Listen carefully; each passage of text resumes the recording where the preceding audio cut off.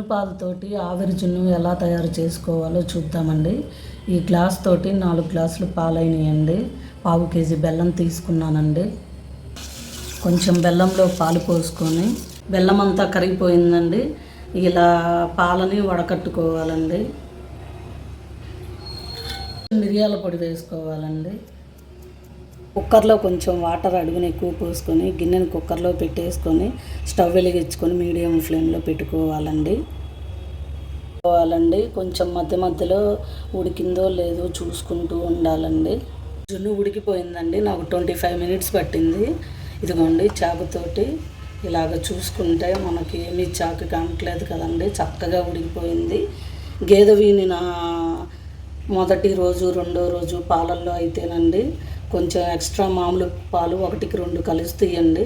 అలా కలుపుకొని ఆవిరి జున్ను చేసుకుంటే చాలా బాగుంటుందండి. లేదా అంటే కొంచెం గట్టిగా వస్తుంది అది. నేనైతే ఎక్స్ట్రా పాలేమీ కలపలేదండి. ఇలా చక్కగా 25 మినిట్స్లో జున్ను చాలా రుచికరంగా తయారైపోయిందండి. కుక్కర్కి విజిల్ పెట్టకూడదండి, గిన్నెకి మూత పెట్టకూడదండి. ఆవిరి జున్ను కదండి.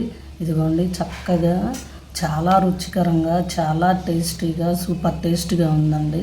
ఇదిగోండి, చాలా సాఫ్ట్గా ఉందండి.